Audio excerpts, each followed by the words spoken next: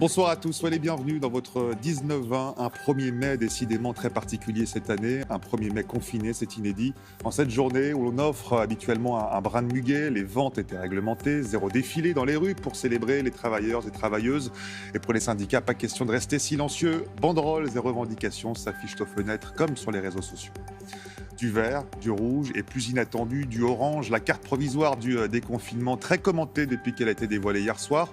Des départements n'ont pas compris leur couleur et pour certains d'entre eux, les autorités ont reconnu une erreur. On verra sur quels critères elles sont attribuées. Un nouveau choc pour le marché de l'automobile. Au mois d'avril, les ventes se sont de nouveau effondrées. Une chute des ventes qui avoisine les 90% selon les données publiées aujourd'hui par les constructeurs. Quelles mesures pour limiter la casse? Frédéric nous le dira sur ce plateau.